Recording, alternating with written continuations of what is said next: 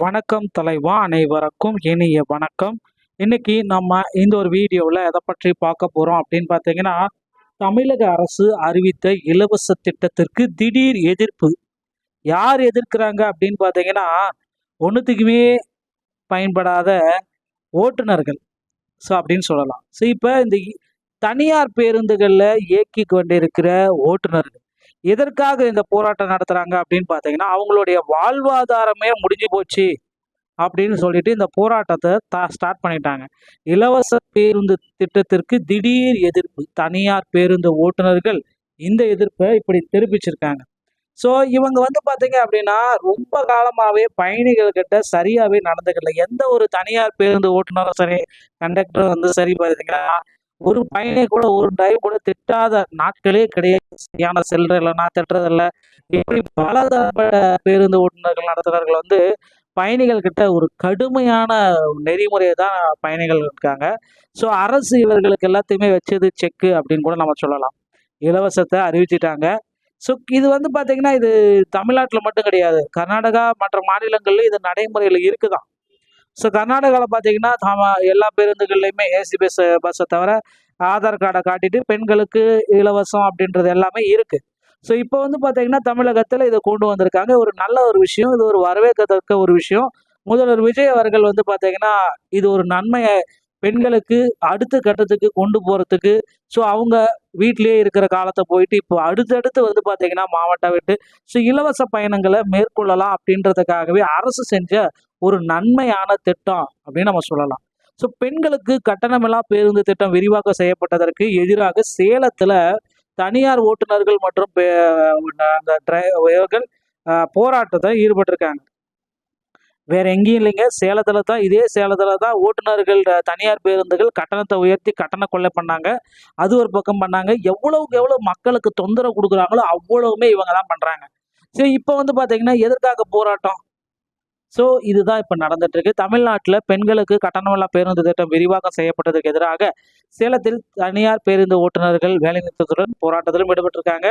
தமிழ்நாட்டில் மாநகர நகரங்களில் இயங்கும் சாதாரண அரசு பேருந்துகளில் பெண்களுக்கு இலவச பயண திட்டம் அளிக்கப்பட்டு அமலில் உள்ளது. இதையடுத்து மகளிர் கட்டணமில்லா பேருந்து திட்டத்தை விரிவுபடுத்தி வெற்றி பயணம் தேசத்தந்தை மகாத்மா காந்தி பிறந்தநாள் அக்டோபர் 2ஆம் தேதி முதல் செயல்படுத்தப்படும் என்று முதல்வர் விஜய் பேரவையில் அறிவித்தார். இதன்படி மாநகரம் நகரங்களில் இயங்கும் சாதாரண அரசு பேருந்துகள் மட்டுமின்றி மாநகரம் நகர பேருந்துகளில் இயங்கும் விரைவு LSS டீலக்ஸ் பேருந்துகளிலும் மகளிர் கட்டணமில்லாமல் பயணத்தை மேற்கொள்ளலாம். இந்த நிலையில் பெண்களின் இலவச பயண திட்டத்திற்கு விரிவாக்கத்திற்கு தனியார் பேருந்து ஓட்டுநர்கள் எதிர்ப்பு தெரிவிச்சிருக்காங்க.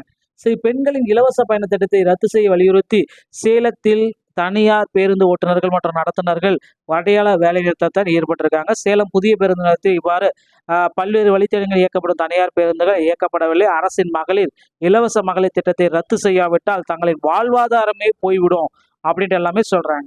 ஸோ எப்படி இவங்க வாழ்வாதாரம் இந்த பயண திட்டத்துக்கு, ஏன்னா அவங்க வீட்டில் கூட இந்த மாதிரி பெண்மணிகள் இருக்க மாட்டாங்களா? ஸோ அந்த டிரைவர் கண்டக்டர் வீட்டில் கூட பெண்மணிகள் இருக்க மாட்டாங்க. அவங்க பயன்படுறாங்க. உங்களுக்கு பயன்படலாம் என்ன? அவங்களுக்கு பயன். ஸோ மக்களுக்கு ஒரு நல்லது செய்யறது நல்ல திட்டம் வந்திருக்கு. ஸோ இந்த மாதிரியான ஆட்களால் மட்டும்தான் அந்த மாதிரி திட்டங்கள் எல்லாமே பறிபோகும். ஸோ கண்டிப்பாக பார்த்தீங்கன்னா முதல்வர் விஜய் அவர்கள் அடுத்தடுத்து நன்மையான திட்டங்களை மகளிருக்கு கொண்டு வர இருக்காங்க. பார்க்கலாம். அடுத்து பார்த்தீங்க அப்படின்னா, போக்குவரத்து கழகத்தில் புதிய அறிவிப்புகள் எப்பொழுது வரும்? ஸோ இப்போ இதுக்கு தாங்க இப்போ எல்லாத்துக்குமே ஃப்ரீ விட்டுட்டீங்க. இப்போ அங்கங்கே பார்த்தீங்கன்னா கூட்டங்கள் ஏறும். தனியார் பஸ்ஸில் யாரும் ஏறமாட்டாங்க. ஒரு ₹50 பஸ் ஃபேர்ன்னு பார்த்தீங்கன்னா அந்த டைமில் யாருமே ஏறமாட்டாங்க இனிமேல். தனியார் பேருந்துகளுக்கு போகிற கூட்டம் அப்படியே லேடிஸ் ஜென்ட்ஸ் மட்டும் தான் போவாங்க. லேடிஸ் பார்த்தீங்கன்னா ஆட்டோமேட்டிக்காக அரசு பேருந்துக்கு நோக்கி பயணம் செஞ்சுருவாங்க.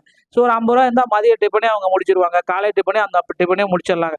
ஸோ அந்த மாதிரியான ஒரு விஷயத்துக்கு பார்த்தீங்கன்னா அரசு அந்த பெண்மணிகளுக்கு நல்லது தான் செஞ்சிருக்கே தவிர எந்த விதத்திலையுமே இது கெட்டதுன்னு சொல்லவே முடியாது. ஸோ அவங்களுடைய அன்றாட தேவைகளை பூர்த்தி செய்யறது மட்டுமே இல்லாமல் இன்னும் கொஞ்சம் கூடுதலாக ஸோ ஒரு பசியா இருந்து வேலை செய்யறதை விட காலையில் டிஃபன் சாப்பிட்டுட்டு இலவச பேருந்தில் போகலாம். அந்த மாதிரி எல்லாமே இருக்கு. ஸோ இந்த மாதிரி நிறைய பெண்மணிகளுக்கு இது பயன்படும் கண்டிப்பா. ஓகேங்களா? ஸோ இந்த திட்டம் கண்டிப்பா வரவேற்கத்தக்க ஒரு திட்டம் தான். பொறுத்து நாம பார்க்கலாம். அடுத்து இந்த போக்குவரத்து கழகத்துல இவ்வளவு பேர் இலவசம் அறிவிச்சதுனால அதிக அளவுல பேருந்துகள் கொள்முதல் ஸ்டார்ட் பண்ணிட்டாங்க. புதிய ரிக்யர்மெண்ட் டிரைவர் தனியா கண்டக்டர் தனியா எடுக்க போறாங்க. ஸோ டிரைவர் வந்து கண்டிப்பாக வந்து பார்த்தீங்கன்னா எப்படியுமே ஒரு 10,000 பேராவது அட்லீஸ்ட் ஒரு 10,000 பேராவது எடுக்க போகிறாங்க. கண்டக்டர் ஒரு 8,000 பேர் கண்டிப்பாக எடுக்க போகிறாங்க.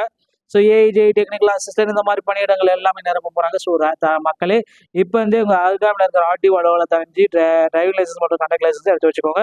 ஸோ கண்டக்ட் லைசன்ஸ் எடுக்கணும் அப்படின்னா தமிழ்நாடு திறன் மேம்பாட்டு கழகத்தின் மூலமாக ஃபர்ஸ்ட் எய்ட் சென்டரில் வாங்கி அதன் பிறகு கண்டக்ட் லைசன்ஸ் எடுத்துக்கலாங்க.